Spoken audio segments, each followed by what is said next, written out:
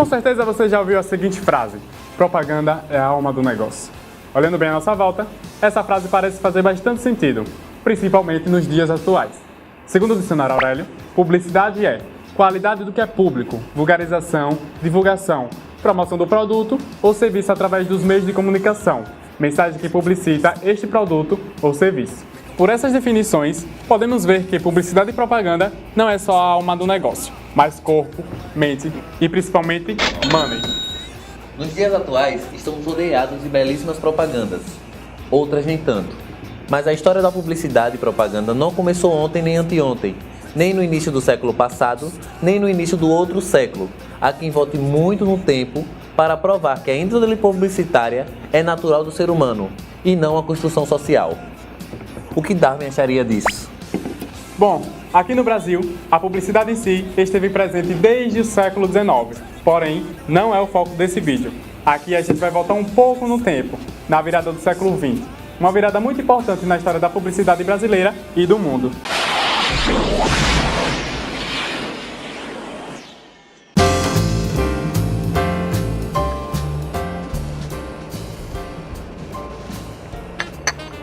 No início desse querido século, o país tinha como palco a sedutora e a boêmia Paris. Muitos costumes de moda, cultura e sofisticação remetiam à cidade do amor. Os anúncios dessa época não eram diferentes. Na direção de arte dos anúncios, temos com bastante frequência o trabalho de ilustradores e artistas, influenciado e inspirados no pintor e cartazista francês Toulouse-Lautrec, da Arte Nouveau.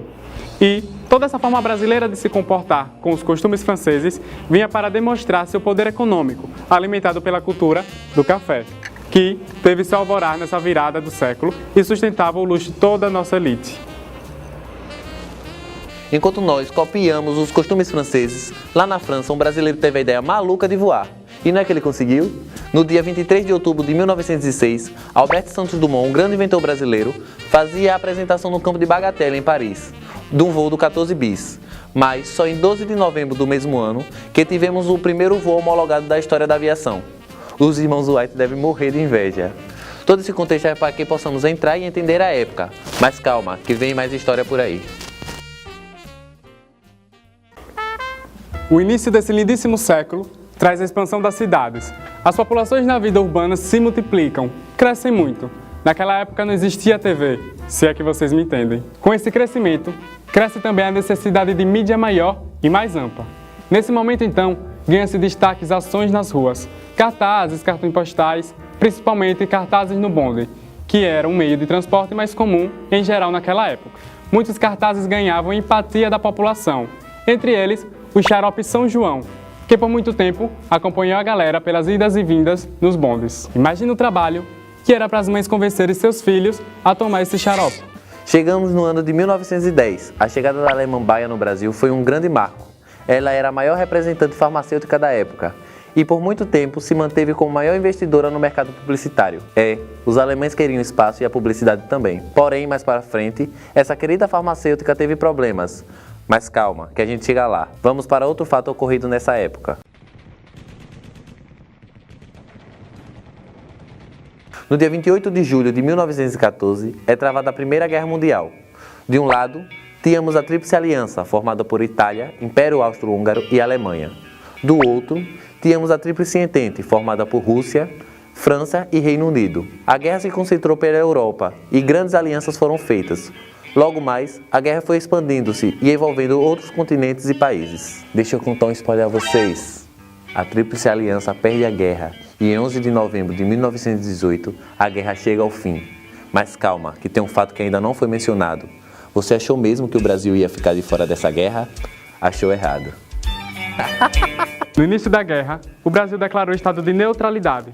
Assim, ele garante que não atacará os países envolvidos e, o mais importante, espera não ser atacado. O Brasil seguia normas de países neutros sobre o uso de navios em seus portos por países em conflitos. Essa norma permitiu o comércio internacional, uma coisa importante para o país e a sua economia exportadora, principalmente a do nosso cafezinho. Porém, nem só de flores vivem os países neutros. Eis que no dia 5 de abril de 1917, um navio mercante brasileiro, cheio de café, navegava de acordo com as regras de países neutros, tranquilamente lá pelo norte da França.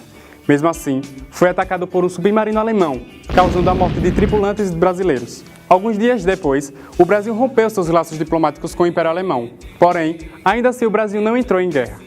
Ainda. Eis que entre abril e outubro desse mesmo ano, mais 3 navios brasileiros foram atacados pelos alemães. Em 26 de outubro de 1917, o Brasil declara guerra à Tríplice Aliança, estado de guerra esse causado pelo Império Alemão. Agora você lembra que eu falei que a Bahia teve problemas por aqui? Então, por causa de conflitos com o Império Alemão, algumas empresas de capital alemã sofreram perseguições e retaliações. A Bahia foi uma delas. E a Companhia Antártica Paulista também. Antes mesmo dessas retaliações, antes de começar a guerra, uma empresa se instaurou no Brasil, exatamente em 1913, a clássica MAP, uma rede de lojas de departamento, uma espécie de vende-tudo, vestuário, mobiliário, cosméticos e muitas outras coisas. A empresa era de capital e inspirações inglesas, foi pioneira no conceito de departamento no Brasil, lá na terra da garoa, querida cidade de São Paulo. E logo mais, a MAP foi caindo nos braços da elite paulistana, sendo responsável por boa parte do mercado publicitário da época. Nem Alemanha nem França, agora nos inspiramos nos ingleses. Quer dizer, pelo menos os paulistas. Será que foi de lá que surgiu a discussão se é biscoito ou se é bolacha? Enquanto isso, início da Primeira Guerra Mundial, empresa alemã tretando com a gente, ingleses chegando, em 1913 ou 1914, não se sabe ao certo a data exata, mas surgiu no Brasil a primeira agência, a Eclética Castal de Benato, que, no início, exerce mais atividades voltadas para negociações de espaços comerciais, além de organizações de eventos, passando a ter um papel aos moldes das agências que conhecemos hoje, a partir da década de 30. Mas isso é assunto de outros tempos. Aqui, o foco é o início do século XX. Bom, estamos em 1914, já falamos sobre a guerra já acabou, a guerra acabou em 1918, já teve homem voando, acho que é isso, chegamos ao fim. Ops, já ia esquecendo, vamos voltar um pouco no tempo, vamos lá para 1904, no mês de novembro, vamos lá para o Rio de Janeiro, até então a capital do Brasil, um dos grandes cartões postais do país. Foi lá que nessa época aconteceu um fato muito importante e ocorrido no Brasil, a revolta da vacina. Pois é, as pessoas não queriam tomar vacina não, porém, deixa eu contar essa história direito para vocês. A cidade do Rio de Janeiro sofria algumas epidemias, tais como febre amarela, peste bubônica e a varíola. E essas epidemias deveriam ser controladas e até mesmo erradicadas. Quem tomou a frente de cuidar desse problema foi o grandioso médico Oswaldo Cruz, que era o diretor-geral de saúde pública da época. A febre amarela, que era transmitida pelo mosquito, foi controlada com combate ao mesmo. A peste bubônica, que era transmitida pela pulga do rato, logo, o extermínio aos ratos foi incentivado e a doença foi controlada. Já a varíola necessitava de uma ampla campanha de vacinação, e foi aí que tivemos um grande impasse. A campanha não foi nem um pouco eficaz. O estopim da revolta se deu por uma lei que obrigava as pessoas a serem vacinadas e as campanhas de vacinação mal articuladas. Todo esse amontoado gerou revolta na população, e os protestos eram feitos tanto por grupos que achavam que a vacinação era uma imoralidade, já que as pessoas eram obrigadas a tomar, mesmo que não quisessem, e também por grupos que achavam que a vacinação era um meio de extermínio, já que as campanhas eram distribuídas por pessoas pobres da cidade. A campanha tinha uma ótima intenção e, se colocada em prática, seria bastante eficaz. Porém, houve uma péssima campanha envolvida e pouquíssimas informações para a população, causando dúvidas sobre o que de fato seria essa vacinação, causando assim uma revolta. A revolta teve a prisão de mais de 900 pessoas, 30 mortos, 110 feridos e 461 deportados para o Acre. Então, o governo federal suspendeu a vacinação obrigatória para que fosse revisada a lei e deixasse ela menos invasiva e conscientizar a população. Porém, essa suspensão teve efeitos graves à população. Uma consequência foi a epidemia que matou mais de 6 mil pessoas, quase 1% da população do Rio de Janeiro na época. E o que aprendemos na história de hoje? Que devemos cuidar da nossa saúde e deixar o cartão de vacinação em dia. Vacine-se! Cuide-se. Porém, também aprendemos que uma má campanha pode gerar desastrosos resultados. Pensando nisso, a nossa produção tentou reformular um cartaz que fosse eficaz para o bem da campanha. Então, nossa produção reformulou um cartaz que funcionasse para aquela época. E era comum naquela época, nos cartazes, na propaganda e tal, ter bastante informação, bastante texto. Então a gente produziu e reformulou esse cartaz, essa linda campanha que poderia servir para dar mais ênfase à campanha de vacinação naquela época. Nela, você pode perceber que aqui tem algumas informações sobre a varíola, o que aconteceria se você contraísse ela. Além disso, conscientizava as pessoas que se elas estivessem se vacinando, elas iriam se proteger. Dessa forma, iriam proteger a ela mesma, aos seus amigos, as pessoas que ela ama e as pessoas mais próximas a ela. Esse cartaz poderia servir como um bom e amplo veículo de comunicação para que as pessoas entendessem do que se tratava essa campanha. Tchau.